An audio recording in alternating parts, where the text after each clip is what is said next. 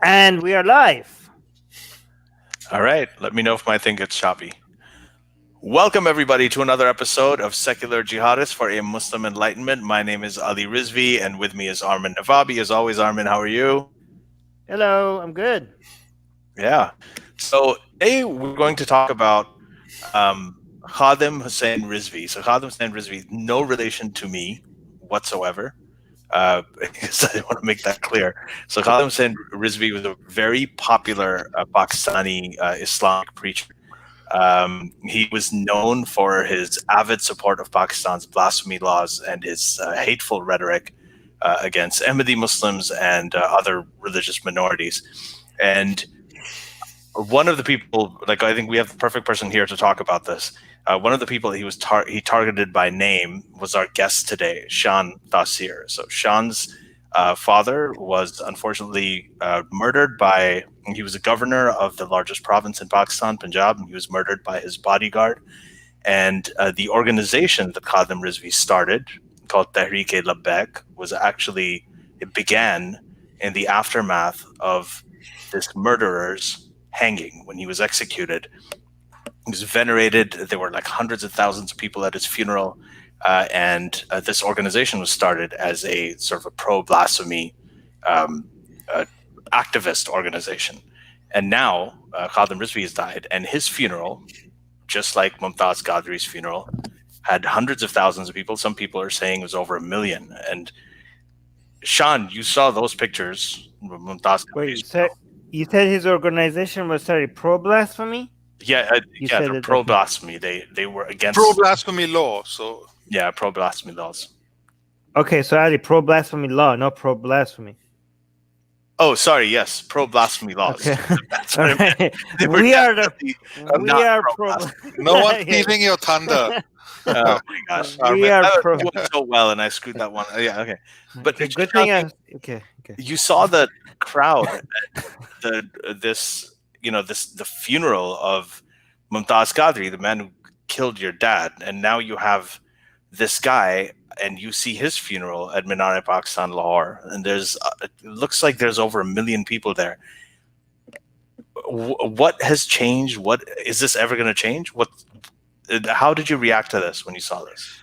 Okay, personally, I wasn't surprised, but interestingly, you put your finger on it. This is a political phenomena that is worth speaking about. Khadim Rizvi was one man, Mumtaz Qadri was one man, but the kind of crowds and the mainstream support that you see is a new political phenomena.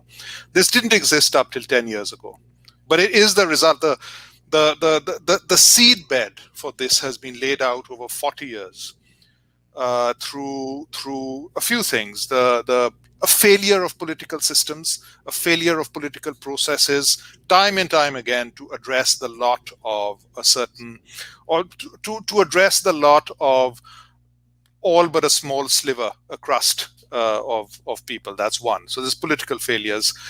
But there's also been a very active process of radicalization in Pakistan, going back 40 years, going back to the time of the Soviet invasion of Afghanistan, where Pakistan was treated like a recruitment clinic, a recruitment center for the Afghan war, with American help and with Saudi help, I might add. Now, an infrastructure of recruitment and training people was set up in Pakistan to sort of send them across the border to fight the Soviets. It was glorified then. It was called a grand jihad. They were called freedom fighters. All of that, and obviously, when the Soviet war ended, when the Russians left, this infrastructure wasn't dismantled. Now the way that you can convince a young man to sort of cross a border and become Soviet gunship fodder, the only ideology in the world that can make people do things like this is religious indoctrination. So anyway, so this has happened for 40 years. Those indoctrination clinics have remained. Those various madrasas that churn out people by the thousands with no skills except to become a prayer leader or to become a terrorist. These are the two skills that over a 10, 15-year education out of a madrasa, people are churned out. And So I would the remind people feedback. also that that's where the word students, like the students of this madrasa, student in Urdu is talib, and Taliban, right? And the word Taliban means students. And that's because the students of these madrasas, where they're being radicalized. Yeah. Exactly. Yeah. So this is a result of that process, and it's a long-term process. But I think we should also see it with a global goggles on. This is the politics of nihilism. It's taking place all over the world. It's taking place in the US with the Proud Boys, Antifa. In Burma, the 969 Brigade, the RSS Gauraksha.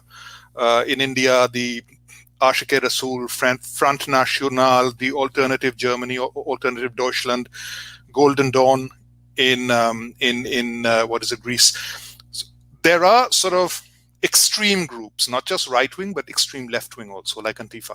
Extreme groups arising all over the world with the politics of rejection, the politics of let's break the system. It's not so, and this is very different from any other from other political movements we've had up to 5 or 10 years ago. So it's the politics of nihilism, the politics of destruction. The system hasn't worked for us, so it's not like let's mend the system, let's break the system, burn it down. So, burn it down. Yeah. So the phenomena of the Ashike Rasool is very similar to the Gauraksha and the 969 Brigade in Burma. So it's a global political phenomena, and Khadim Rizvi is like that, the figure that arrives in a seedbed which is ready for him. He was a fantastically charismatic man. In fact, he was the first leader, I'd say leader of the sort of right-wing religious groups that actually brought charm and charisma and oratory skills to sort of religion. He brought so basically he was a political savant. He could entertain you. He spoke the language of the masses. Again, there's alienation from mainstream politics. I don't know if your readers know much about Pakistani politics, but for example, you've got not your readers, I meant your viewers. You've got, for example, the politics of Maryam Nawaz Sharif or Bilawal Bhutto, third generation dynasty legacy politics. Right. They don't speak the language. They, of a lot of people don't really relate to them. And, their promises now ring false that, elect us for the 43rd time. And, oh, by the way, we've done so much for you all these years, and please re-elect us for the 43rd time. So there is a disheartening from mainstream politics. And that's where a charismatic leader like Khadim Rizvi arrives. And he speaks, a guttural language. He abuses filthily like a sailor. Dalea, Dalea, you pimp. Oh, you pimp, you. So he sort of publicly abuses, his opponents, and then suddenly, and he's got the full spectrum of human emotions. So and then suddenly, he'll revert to Urdu poetry, and then he'll go to humor, and then suddenly flare into a rage again. So he keeps the audience captivated. Kept the audience captivated. So he was a political savant, and he brought that to right-wing religious politics, which was known for, having the most hideous, dreary, boring leaders up to now. And suddenly this charismatic guy arrives. So he was a phenomenon. Okay, Ali, mute your mic when our guest is speaking so there's no echo. Okay. So is it... But Ali, you mentioned that these people, he and his followers were pro blasphemy laws. That's kind of an understatement. It's like, you guys know, like, correct me if I'm wrong, but these people wanted when we say pro blasphemy laws, we're talking death penalty here, right? Death penalty is also a understatement. The immediate lynching and death, the gunning down. Of anyone who's accused of blasphemy. So they wouldn't advocate for a trial or a judge, jury, it's straight to the executioner without the judge in. Vigilante justice. Like that. In the case of Asia Bibi, for example, Asia Bibi had her day in court, and it was a court under the blasphemy laws that found her innocent. So if you're pro-blasphemy law, you'd say, well, blasphemy law has done its job and the law has found her innocent. But what they wanted was to trump the blasphemy law and make it an immediate case of mob justice by the street. So is it safe to say that given how popular this guy was, and all his followers, would it be safe to say that all these followers also would be pro the murder of the three of us here? Oh, immediately. Yes, of course. In fact, it's a mini miracle that all three of us have survived since our last podcast. And he's dead.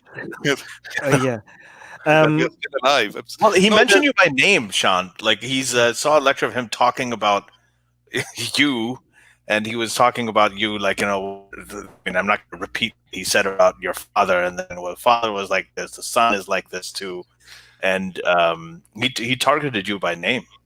Yes, I'm one of the people he targeted. One of the many people he targeted because I've taken a stand for victims of the blasphemy law, people who've suffered, people who've been to jail, people who've been and remain in jail without trial, such as Asia Bibi, such as Junaid Hafiz. I've taken a stand for them, and I publicly opposed the blasphemy law. And what was it, Christmas 2016, I gave a Christmas message and asked for a prayer for these people. And based on that, he gave a fatwa against me, a fatwa and calling for my death, my immediate murder. These fatwas don't say arrest him and try him under the blasphemy law. They say, no, we have found him guilty, and please murder him. And anyone who murders him will get a ticket to heaven. Now, the thing is that, you see, the issue of blasphemy is political dynamite in Pakistan. It rouses such fierce passions that it calls a mob immediately to take someone's life. And it's something that can destroy your political opponents immediately if you so much as accuse them of blasphemy. So it's raw, unchecked power. And we know from human psychology that where there is raw and unchecked power, it will be abused. It won't be used in a benign way. Now the whole movement of Khadim Rizvi, Mumtaz Qadri, the Tehreek Labbaik, the Sunni Tehreek, has been a movement which has successfully capitalized on this political dynamite and forged a political movement out of it. And that, by the way, is the Tehreek Labbaik, which is his party. It's one defining feature from other parties, is their passion to kill in the name of blasphemy. In fact, Ashike Rasool, which is people who follow them, are called lovers of the Prophet. And the moment, like your initiation rites into the Ashike Rasool are not, I love the Prophet, therefore I pledge to keep the streets clean. I love the Prophet, therefore I pledge for economic growth and improvement in schools and well-being. No. It's always, I love the Prophet, therefore I will murder so and so and so. So it's a death cult. I mean, it's on brand though when it comes to the Prophet. Sorry, say that again. I mean, it's pretty on brand though. Like when you say I love the Prophet, therefore, I mean, cleaning the streets is not the first thing that will come to my mind either. So it's pretty on brand. Okay. No, but you'd think that a great religious leader, a religion of peace, I love my Prophet means, so therefore I'm a better person in this way. No, it's I love my Prophet, so I will murder him or I'll murder her. So that's the initiation into the Ashke Rasool, and that's the branding that sets it apart. Go ahead. What percentage of, I mean, I don't know, maybe there's no way to know, but is there a way to know what portion of Pakistani population would see this guy as a hero, as a good man, as a role model? You Like, can never put a percentage on these things, because the cost, the not only to your life, but the social penalty of opposing it is so high that you'll only hear the voices on one side. It's like a lot of postmodernist woke stuff also, that so you think it's mainstream, you think it's the only view, because opposing it carries such a big social and possibly physical penalty, right. that it's amplified beyond its real support, but there's no way of actually knowing But that. given the number of people that show up to support, the millions of people that show up to either celebrate him or mourn his death, I would assume that the actual supporters are I don't know how many times more than the number of people that actually show up in the street. And if you just judge by the number of people that come up in the streets, it's already pretty high. I don't know. So is that like? Well, yes, that you're right. That is one gauge, but there's another gauge, which is election results. And they won. They bagged about, what was it? Remember, if I recall, 2 or 2.5 million votes, which is large for a party which is a year old, but it's a percentage or so of the grand vote. So if that is a measure, then they are not in a majority, but it's like those belief systems where there's a noisy minority, and the majority will tip their hat for fear of having their life destroyed. So I think that's interesting, and it's also encouraging, because one of the things you do see is you see Imran Khan, who the Prime Minister of Pakistan, who Khadim Rizvi also wanted to kill, by the way. So he was sending out very sympathetic condolence messages, that this is a tragic loss, and I don't know what else he said in his tweets, and that I wonder about that gauge, because you're right about the noisy minority. Like I saw, in the U.S. elections, you're talking about the woke thing, and everybody thought everybody was going AOC, and then in the debates, even the sort of the moderate Democrats were scaling back a little bit, and later they realized, no, nobody wants this woke stuff, so they became bolder and bolder as the season went on, and it turned out that all of the rally attendance that, say, Bernie Sanders had, right, just did not translate into votes. It didn't. He got completely trounced. So it seems like there may be a similar kind of phenomenon there. In the elections, these sort of religious extremist parties, they never do well. They've never done well in Pakistan when the elections never. And I'm saying that if you add them all up and put them all now, there are groups within groups and circles within concentric circles. But if you give them the ultimate concession and add them all up, which they never will in real life, even then, they don't make up. I don't know. I've heard different figures, but 10, some say 15% of the vote. That's why they want mob justice. I think that's why they advocate for mob justice, for going around. Well, mob justice is street power. It is raw power.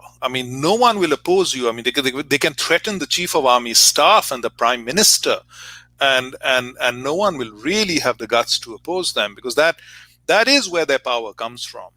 So Okay, and by the way, this I also want to say, it's not, the mob justice is not just used to threaten opponents. It's also used to shape the culture in their, to their liking.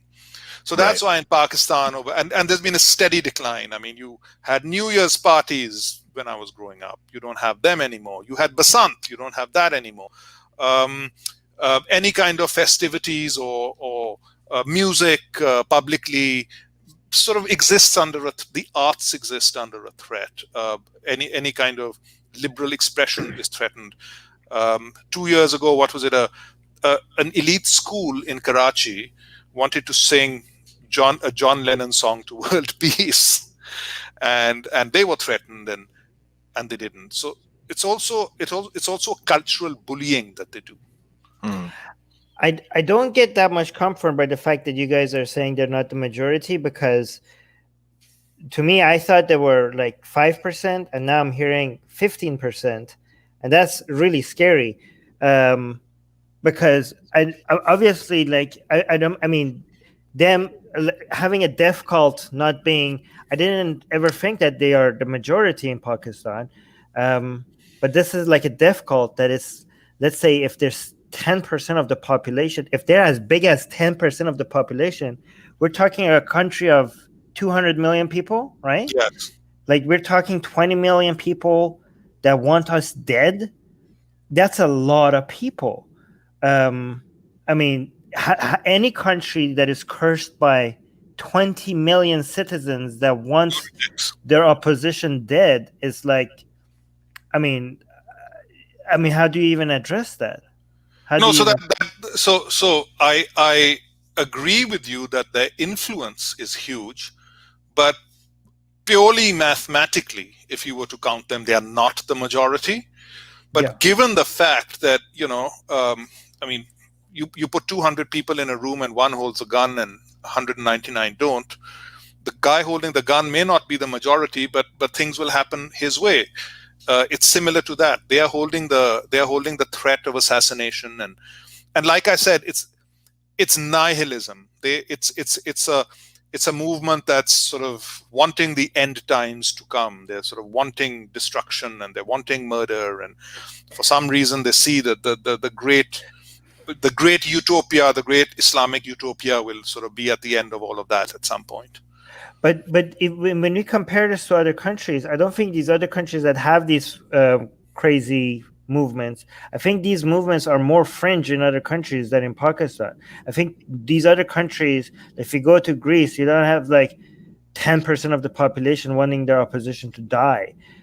When you look at the US, when you look at the woke cult, Le Pen won 20%. The National Front won 20% of. Yeah, but they don't want the Austria, a Nazi-founded party in Austria Ali, like, won. can you just not? Oh my God! Sorry, Yahtzee.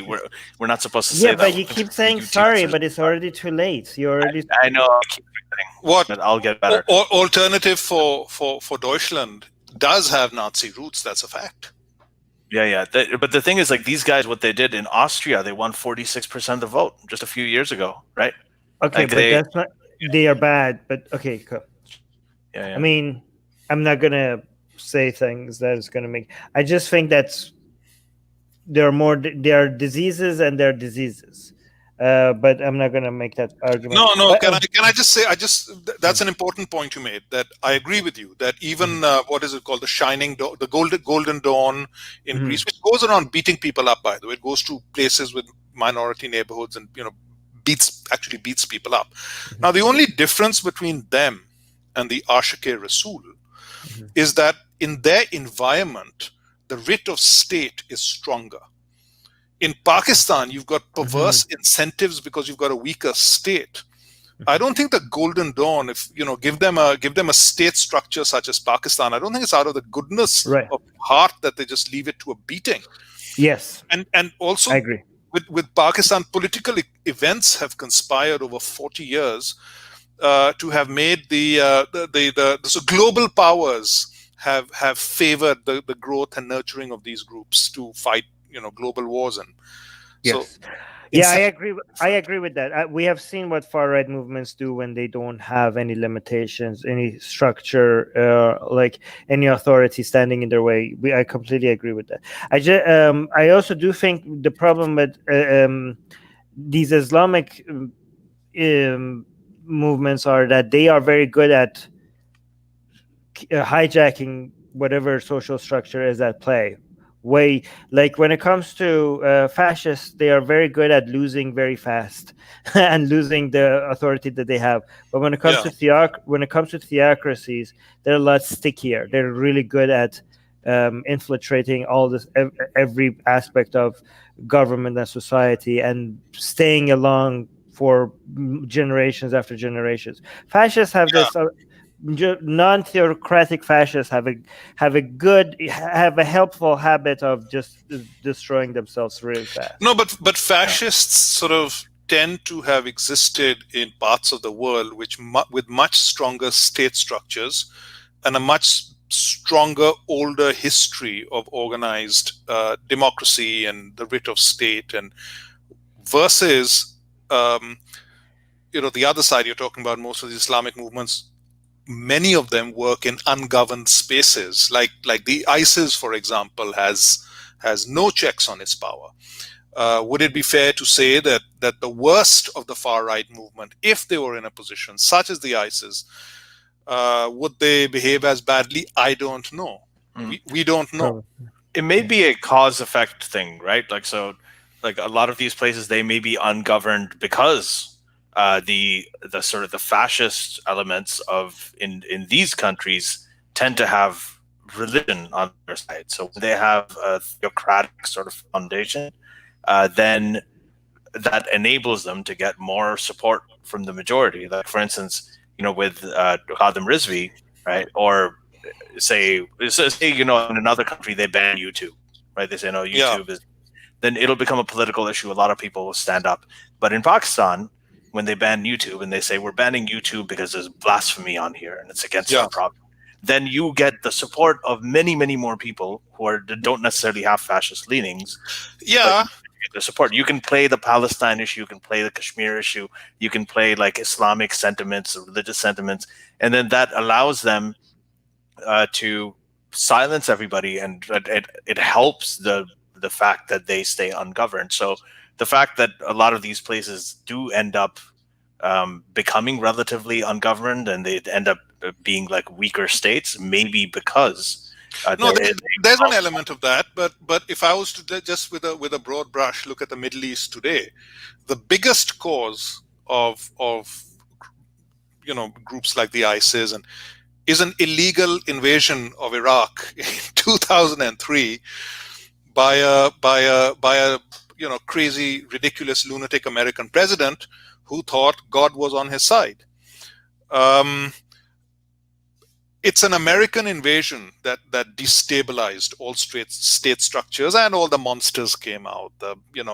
We know that when you carpet bomb an area, you don't get a liberal democracy doesn't come springing out. The worst monsters come out.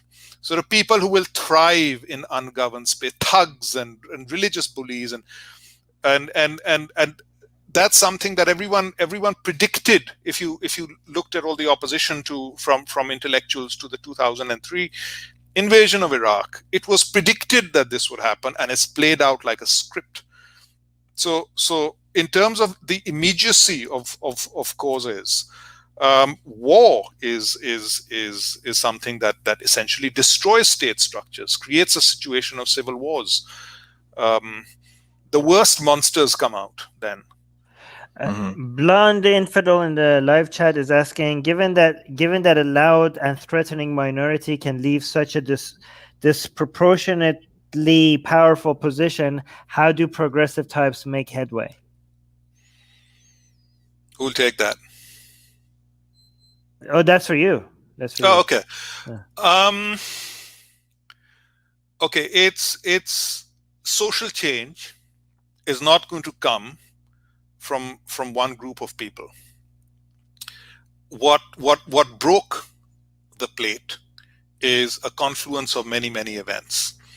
If we take Pakistan, for example, and repairing this situation is also going to take the will of many powerful power centers around the world, because what's happened in Pakistan, the de-radicalization, this is not to take any responsibility away, but the crucible of de-radicalization that area became was also because many global powers, such as the Pakistan Army, etc., wanted that such radicalization because it would suit their political ends.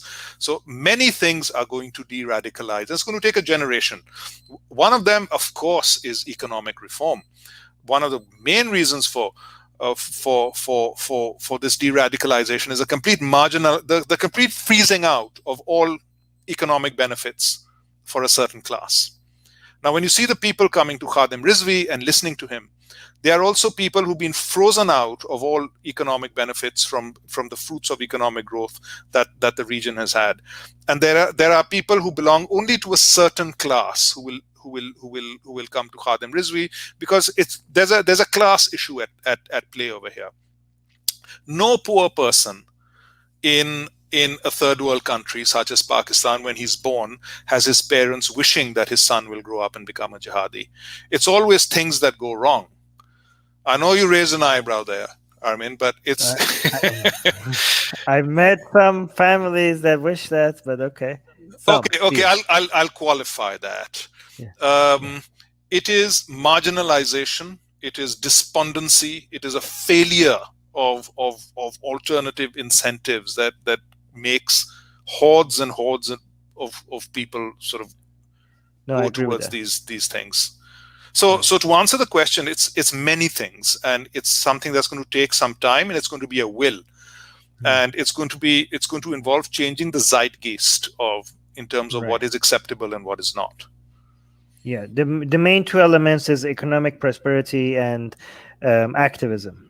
Economic prosperity and activism I'd rate right up there. Yeah. Yeah, okay. Bulbul is asking, by the way, these are questions from our patrons. So if you guys are listening to the audio version of this later, consider becoming a patron so you could join us live here and ask these questions. Bulbul is saying, what do you see going forward? Khadim Hussain Rizvi seems like a symptom of a much larger problem. Yeah, that's a very good question. Oh, there's no doubt about that. Succession wars have already started. It's and between his son and his number two, um, a man called Peer something Qadri, I forgot it. Peer Afzal Qadri, who was his number two, his support, his advisor, and his son. So there's already a succession war going on. But there's absolutely no doubt about the fact that his death has created a job vacancy. And the kind of power, the political power, the dynamite power of this movement is not going to remain unfulfilled for long. Whether the successor is as charismatic as Khadim Rizvi, I don't know, but it'll be interesting to see, who does take his place. But it's good for Pakistan that he died, isn't it? I don't think. No, I disagree. Wow, why? And I'm not saying it's good or bad for Pakistan, because these are long people come and go. I think there are much deeper currents, social and political currents, that cause these movements. Khadim Rizvi didn't create this movement. He may have been a brilliant leader, but getting rid of him or him dying or another Khadim Rizvi is not the cause of these movements. These are just people who sort of who turn up to take advantage of these movements. But in the long run, I mean, I don't think it's a man that caused this. Even though if the movement is bigger than the man, and the movement is not going to go away just because the leader died, isn't it a major blow to the movement that they lost such a charismatic leader? Like, isn't that a major blow to the movement? Go ahead. Sure. Perhaps a setback. But okay, put it like this. After seeing Mumtaz Qadri's funeral, and these were my thoughts when I saw it, I was certain that there's someone sitting somewhere looking at this funeral and thinking, wow, I mean, we could really marshal this kind of power, this kind of emotions for political gains. Yeah. And Khadim Rizvi was the man to come up. I have no doubt that there's any shortage of contenders to take that position. So Khadim can die and his successors can die, but this movement will find it's got underlying social and political causes which need to be addressed. Shaan, how do you feel about it? Because I mean, you're talking about this. It sounds like you're a little resigned to this, that this is inevitable. Yet you do a lot of work with religious minorities who are victims of this whole system. Are you optimistic? I know that you've been working for Junaid Hafiz. You helped get Asia Bibi out. With the campaigns. I mean, you were definitely part of that. From your dad's, you lost your father to this, and then you saw the funeral of the guy who killed him. Yeah. They saw this guy, Khadim Rizvi, capitalize on that and then galvanize those I guess millions of people. Yeah. Are you optimistic at all? I mean, when you do the activist work, what motivates you if this movement is something that that is almost inevitable, as there's nothing that can be done about it? Or do you think there's nothing that can be done about it? No, this movement will remain for some time, but there's also a better Pakistan. So Right. it's easy to look at this movement and think this is Pakistan. It's not. We do have our corner. How do you bring that? How do you bring that out? How do you compete with those crowds? Okay. I'll tell you what I think is important. We can't compete with the crowds, or at least I can't. One man can't compete with the crowds. But what we can do is that we can save individuals. We can save individuals who need to be saved. We can publicly show that someone stands in their corner. We can ensure that there isn't an atmosphere of despondency for a Junaid Hafiz, for an Asia Bibi, for Mazhar Masih, and most lately for a girl, which I'll talk about, a girl called Huma, a 14-year-old girl who's been abducted and forcibly converted, which is code word for kidnap and rape. It is important, first of all, to help these people, to speak about these people. But I also want to say that there is another Pakistan that opposes this. There is a liberal Pakistan. There are a lot of people who oppose the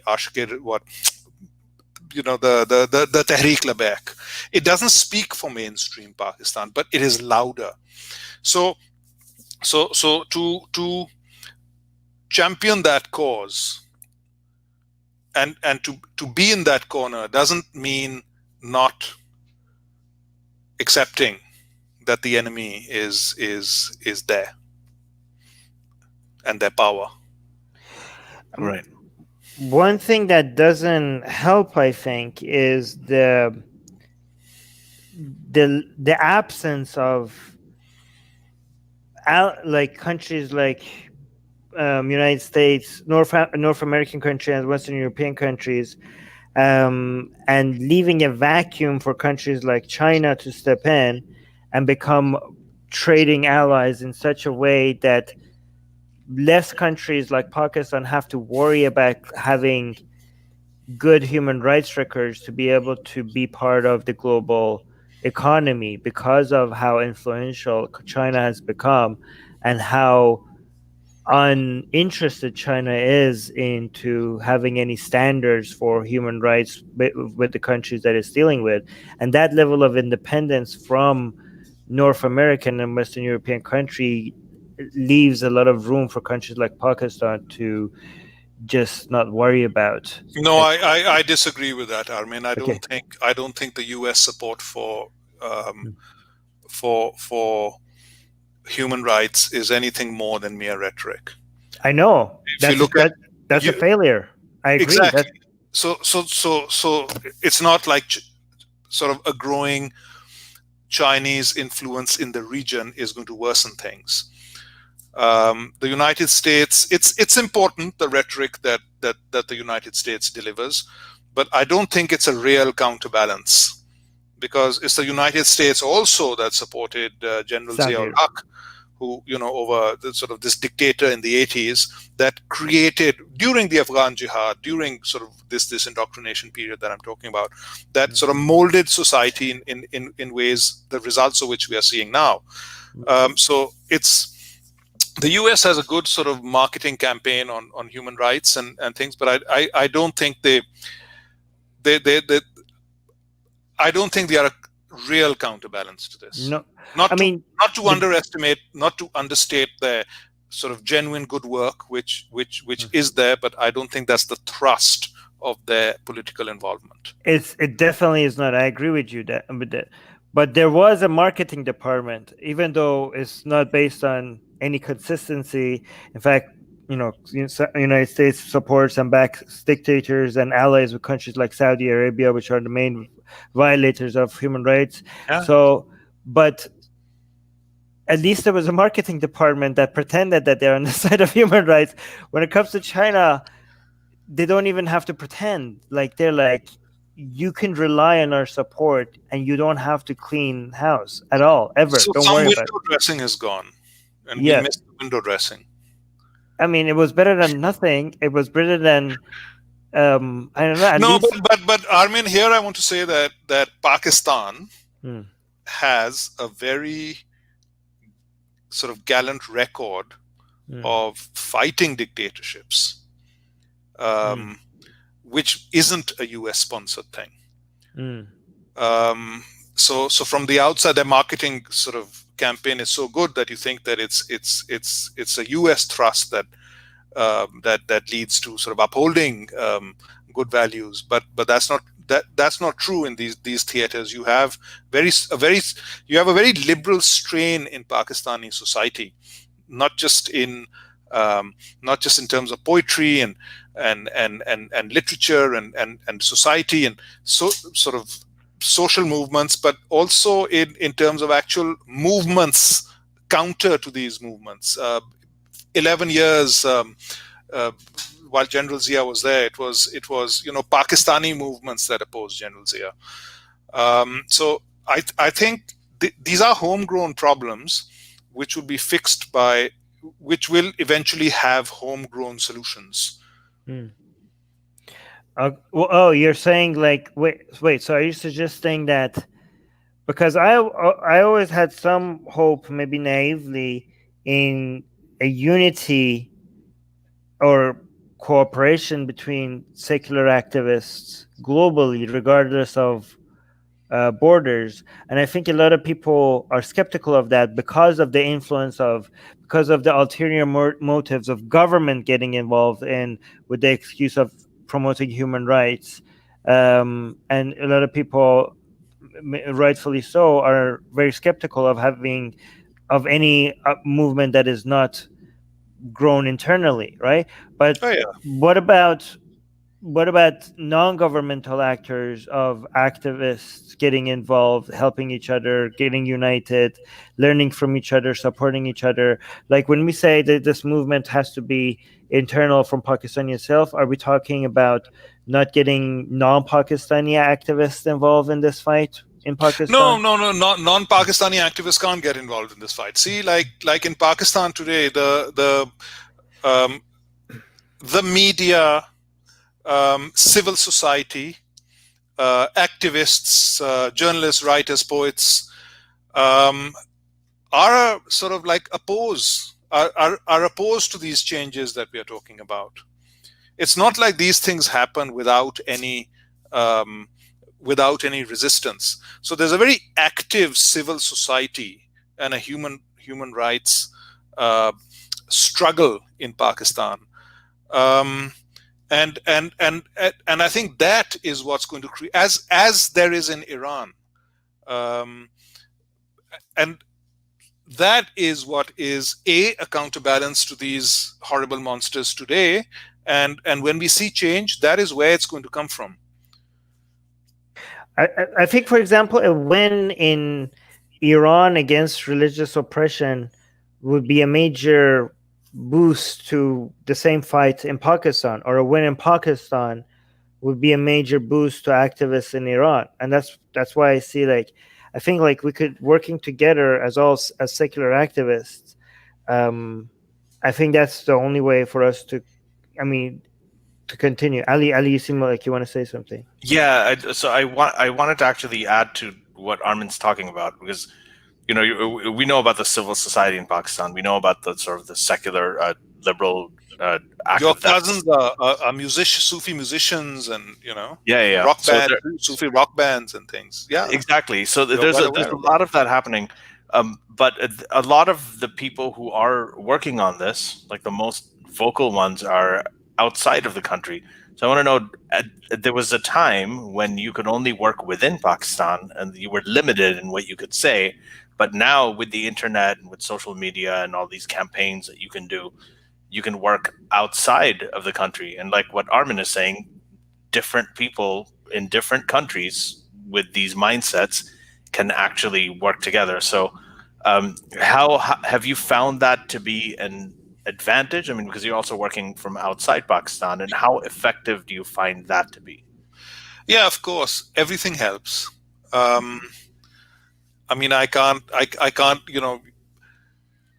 you can't quantify it. It would be difficult to quantify it.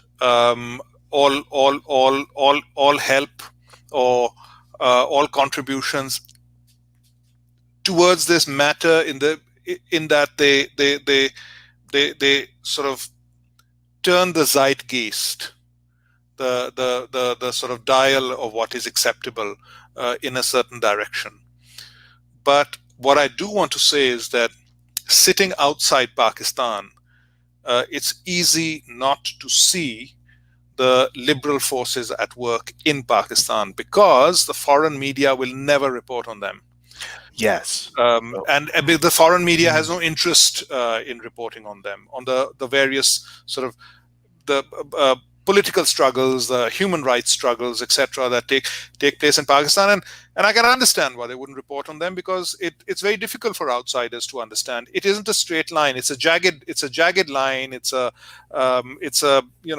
society that has its own way of functioning. You need to understand the society very well to be able to report on it. And for outsiders, of course, they require a broad brush approach. So they don't see the forces I'm talking about. But I would like, I wouldn't say that the major portion of the thrust on, against the counterbalance to these forces is going to or has ever come from outside. It's an internal thing. It's the liberal forces in the country. Some of them are civil society. Some of them are actually political Gibran parties. Nasser, right? That's just one name, yes, and there are many others. There are many other writers, journalists. Sabine Mahmood being one of them. And don't forget, this is a region that has brought down 3 dictatorships. It's also a region that had the greatest non-violent political movement in the history of the 20th century, which is the freedom movement of India and Pakistan. Was essentially the largest non-violent political movement of the 20th century, perhaps in history. So that these traditions are alive and present and happening. You mentioned Gibran Nasser. There are Gibran Nasser is one of the very prominent people. But there's a host of other people in civil society and even in mainstream politics that oppose this. So the opposition is very much there and alive and kicking. But when it comes to every country, when it comes to liberal activism, what I have seen is that I've always been shocked by how the strength, the detailed structure, and the efficiency of the already existing liberal and secular activists that already exist, that you don't hear about and that you notice almost every time I check that within a country. You see it gets no coverage, but if you actually go and take a look, you see that it's there, and it has a long history of activism, and against all odds, they've been growing. Most of the times, you could see that against all odds, they have been growing. So when it comes to every other new country that I check, before checking, based on my experience, I assume that it must be there. So I actually have the opposite. My initial assumption is usually that it must be there and it must be stronger than most people realize. Yes. When it comes to foreign activists helping, there are a lot of activists that don't know this, think that they have to come and start something new, not recognizing that this has already been there for decades. The role that I think that activists outside of Pakistan have is just to amplify the sound of the activists that are already there. So they do have a role. But if they are living in places where the limitation to freedom of expression is not as what the activists in these countries need, is just so that they could be heard. They don't need a structure. They don't need new organizations. They just need somebody to take their messages and amplify it. And I think that's the role of people who are trying to help and that are living outside of those borders. What do you think? Yeah, it's a noble intention, but it can often be corrupted Because this is also a phenomena that Arundhati Roy has spoken about, and I've seen sort of hints of it in Pakistan. Is that the moment foreigners come in, then they tend Backfires. to corporatize genuine activism. Often, how do we avoid that? How do you avoid that? But okay, well, let's just define the issue. Like when foreigners come in, to foreign organizations come in into genuine causes and want to help activists, they kind of corporatize those movements, as in these are organizations with donors, with people working 9 to 5, often with less understanding of how countries work, and they're what you call KPIs, are key performance indicators, are very set and perhaps sometimes bureaucratic. So they can often take grassroots movements and convert them into sort of structured. They take something sort of inherently unstructured and convert it into something with a structure that sort of. Is that always bad? Like, wouldn't it making it measurable and structured, could it also be No, helpful? it's good also. It has its good and bad points. But what I'm saying is that it's really where the rubber meets the road. It's not what counts.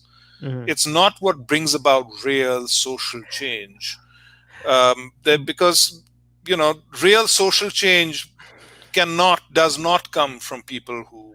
But how could you tell if you don't have KPIs where you can measure? No, I'm not. I don't criticize foreign organizations at all. Of course, they have KPIs, and like I said, they are well intentioned.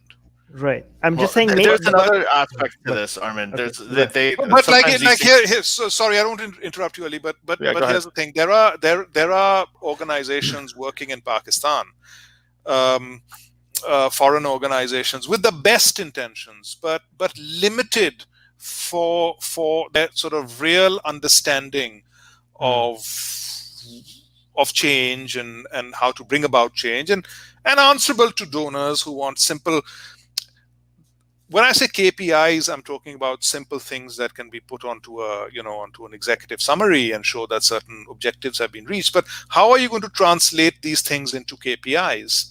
I mean, you're talking about shifts in perception and changes in society. I don't think an organization with a KPI with limited understandings can really affect serious change. Though that doesn't mean they don't help.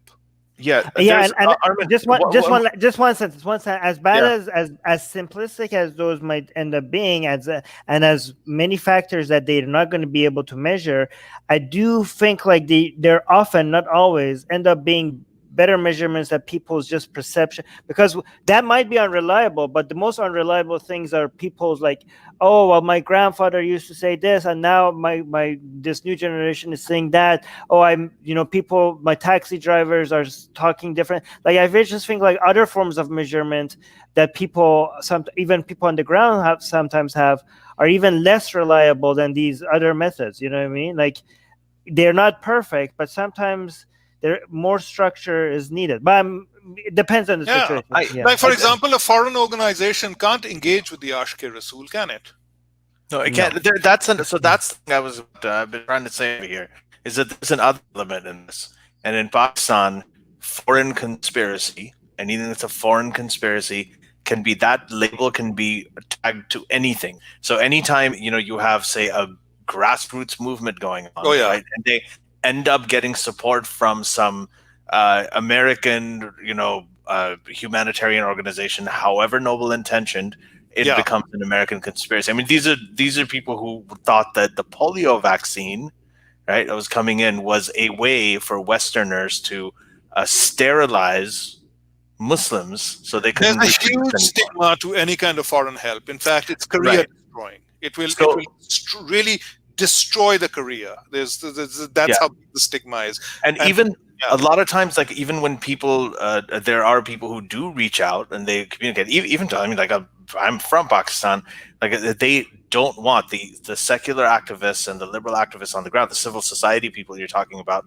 they all sort of distance themselves from the support of like-minded people overseas, because they don't want to be seen that way. They don't want to be associated, because they are trying to do things in a different way. They're trying to connect to the grassroots people and gain more support among them in a way that when foreign people come in, it becomes more counterintuitive. So there's also that stigma, which makes it difficult. But so one more question, and then we're going to go to some of the patron questions too.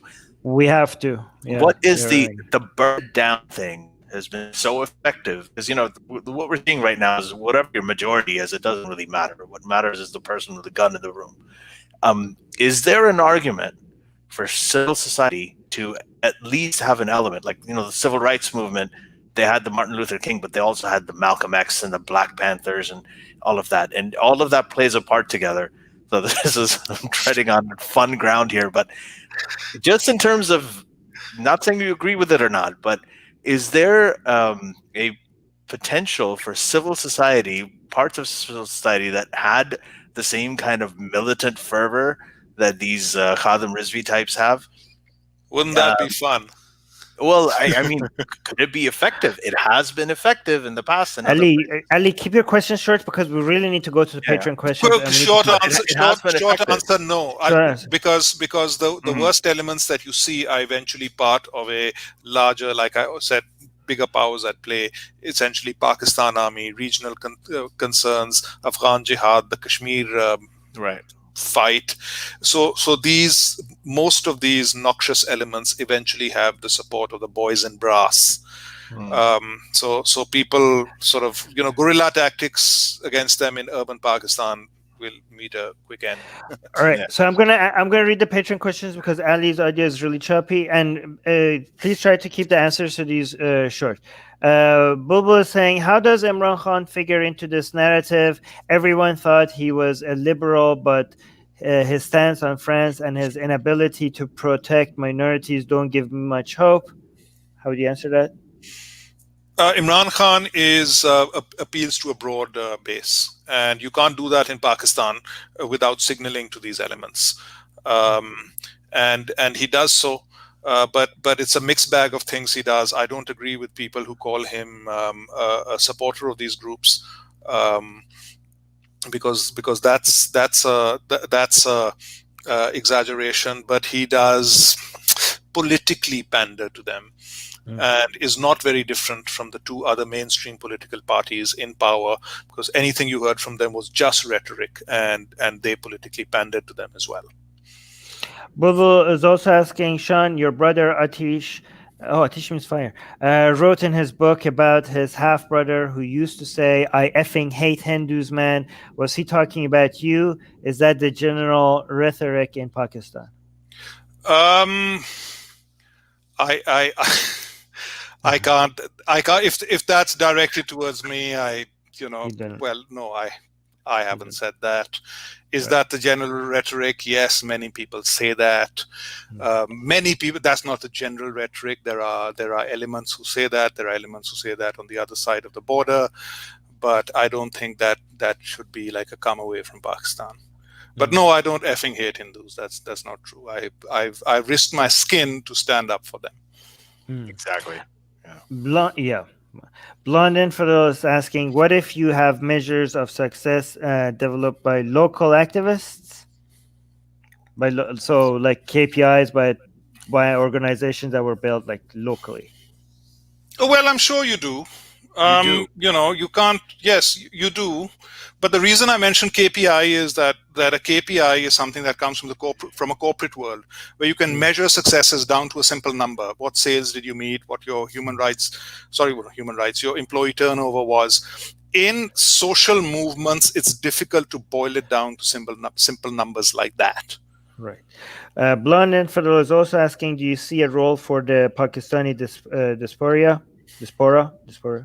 Oh yeah, a huge role.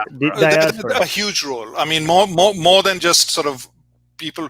Pakistani, the diaspora is connected to Pakistan. They spend a lot of money. They send a lot of money back to Pakistan by way of remittances. They have a huge amount of political clout.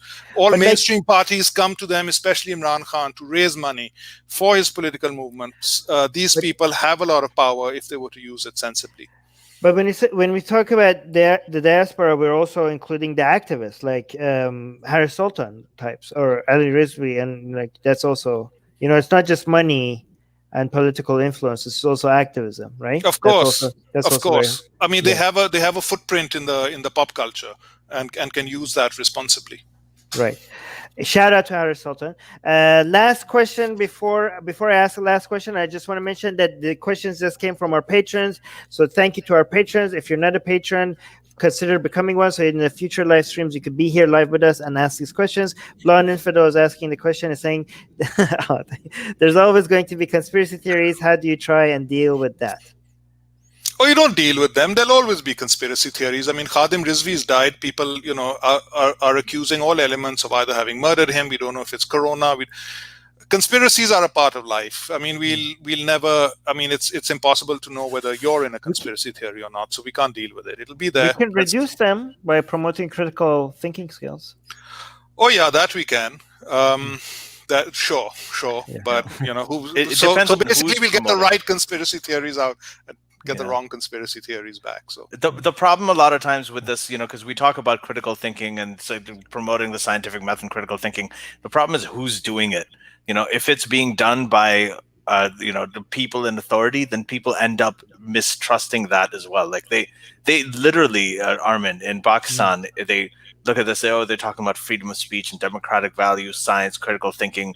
It's because the elites are saying this, we can't trust it. They think of that as some sort of like indoctrination. So it's a very difficult issue. Okay. Well, I don't know. Logical fallacies. Do we have people teaching logical fallacies is a conspiracy by the government? That hasn't become a thing yet. Teach that. I don't know. Yeah, they're mobbing students in Peshawar University to death for asking questions about Adam and Eve. So long way to go before we start teaching critical thinking. All right, guys, we already went over an hour, so we need to thank everybody for being here, and thank you to our patrons. Thank you again. Link to our patrons in the description. And where can people find you, Shaan? Facebook or Twitter by my name. Just Shaan Taseer at Shaan Taseer. One word. With the name you see down there, one word. Yeah. Do get in touch, guys. Let's start a dialogue. There's a lot we can all do. I like many worthy causes in Pakistan.